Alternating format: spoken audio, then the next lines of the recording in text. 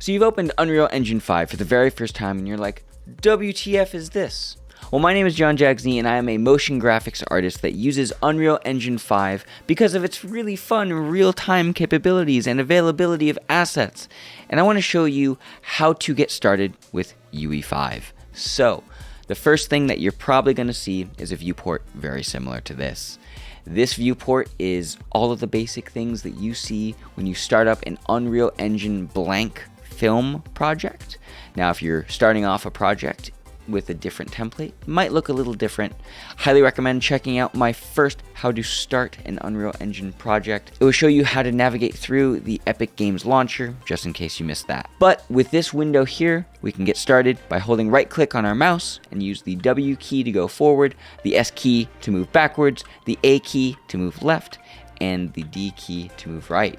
Now the Q will go down and the E will go up, and we can move around just like a video game, just like this. If you played World of Warcraft before, because I have, because I'm a big nerd, it will feel just like flying a flying mount. So with this, we can move around. You can also use your click, left click, and right click to move around and see things. You can use the same hotkeys or similar hotkeys to other 3D suites like Cinema 4D or Blender or Maya, but I highly recommend using the WASD to move around. So what else are you looking at in the Unreal 5 window? First, we'll look at the world outliner. The outliner up here is basically where all of your objects will live. So let's say you have a standard cube or something, it will be right here. You can have things like fog or your floor. We can move this up and down, very similar to the 3D axes in Blender or Cinema 4D. I'm going to undo that. And we also have the properties for those objects. So in your outliner, if you select something, we can scroll down to this menu down here, and we can see where it's located in our scene, in our transform section. This transform section will tell us the location, where it is. So it's at 100x, negative 200y, and 570z. I'm going to bring this to 000 just for the sake of this tutorial. I want to move down and bring my floor down just a little bit so we can see our light source. Now, for this project, keeping it simple, the light source is very much like a sun, and it just projects light in that direction. It's like a directional light or a sunlight, so right now it's just called light source. Now, in our light, we have a bunch of different options, and really, I'm just going to focus on the very simple ones right now, the intensity. So if we bring this up, it will make our scene brighter and darker. There's not a whole lot in our scene right now, so it's not really adding a whole lot. So let's say I wanted to add something to my scene. What I will do is I will go to my select mode, make sure I am in select mode, and then I have to go to my quickly add to project, this little cube and plus sign.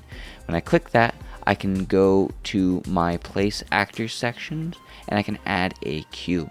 Now, for my workflow personally, I actually like to have this window here up on my screen permanently.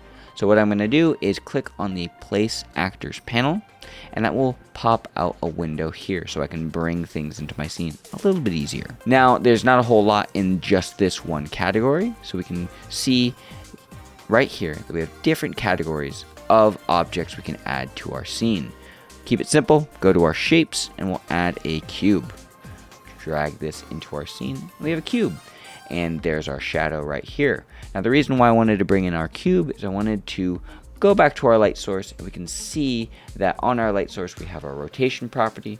We can move these values around. Now the X value on the directional light or the sunlight will not really do much, but if we change these values, it will change the sort of pitch and yaw and all that stuff. So this is going the up and down direction, and this is going in the spinning around our scene direction, and we have a real-time shadow just being projected. We can fuss with these other settings in our light, and it might do something, it might not. We can see here that if we hold right click and move to this section, we can see that we have a little bit of a global illumination effect, basically light bouncing off of our scene. So if I can see on my light source, I can go to my indirect lighting intensity and my source angle, and it's really just adding a little bit of extra fill into the way light is reflecting. When we're getting super close, it's kind of hard to tell just because the texture on the ground is still really bright, but if you look really closely at the center of the viewport here, we can see that the lighting is changing just a little bit. So in your object setting, there's lots of things that you can change. There's so many menus. We're not going to go into every little bit right now, but this is where you would find the properties of an object in your outliner. Transform, other things you can do, etc. Now you might be asking yourself, how do I add other things to my scene other than a cube? Well, we can also go to our place actors panel and add a light. So I'll just add a point light here, and we can bring that up or down, left or right. On the red axis, we can bring it further back in Z space. And let's say we wanted to make this a blue color. We can make that blue, etc., etc. Now, the last thing I want to show you of the Unreal Engine window is your content drawer. So this is kind of where you will save all of your 3D objects like FBXs, OBJs, or anything that you're using, your animations like a motion capture animation, or game assets like particle simulations or explosions or lens flares and stuff. All of this will live inside your content drawer. Now, I like to click on the dock and layout button here, and this will just leave this content browser in the lower corner of my window. Again, does make my viewport smaller, but I like having access to all of my Legos, so to speak, when I'm building something in Unreal. So let's say hypothetically I wanted to add a material to my floor. Right now it's just the checker pattern, and this checker pattern is basically saying there's no material on it. So we can double click on our starter content here, and we can go to our materials. Now, very fortunately, in the starter content, there's lots of things that we can add. I'm just going to add this steel here because I think it'll look cool. Boop.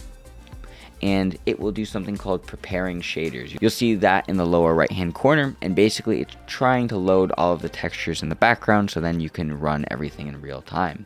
Now we have a steel texture on the ground, and we can play with adding different textures if we want to, like a gold one. Just click and drag. You can also take these materials and drag them onto the material slot of your object. So we can just say in the materials element 0, drag that on. Very cool. Last thing I will show you is how to adjust the material. Now, I'm not going to show you how to build a node tree for materials today, but what we can see here is we can double click on our material, and it is actually a very confusing node tree of all this stuff. We're not going to do anything too crazy with this, but what I am going to do is I'm going to uncheck the roughness tab here, and when I alt click on it, now the reason why I'm detaching that little node connector is because I want to show what this would look like with a little bit of reflectivity. So if I hold 1 on my keyboard, it will pop up with a new object. This is a constant value that Unreal is going to interpret as this is always going to be some value. We can change that value to be anything we want. I'm just going to keep it at 0 for now, and the reason why is I want the roughness of the texture to be 0. So I can go to this node here and then click on the little circle arrow, drag this over to our roughness, and then we can hit save. Now, once this is done saving, we can see what that's going to do to our scene. Once this material finished saving, we can see that our main scene is a little different. The floor is far more reflective. It's reflecting the cube in our scene, and it's giving us a very interesting and unique, different look than we had previously. Now, I'll cut off the tutorial here because my goal was really to showcase what you're looking at, what you can do with the Unreal Engine window, and how you're going to start navigating through it. Check out the other videos on my YouTube channel on the basics of Unreal Engine 5, and I hope this video was helpful to you. If it was, let me know in the comment section down below. If you have questions, comments, concerns, whatever else, comment section is down there for that as well. And I will leave you with the usual final tip, and that is to eat 1 gram of protein per pound of body weight, and you'll make some gains. Goodbye, my friends.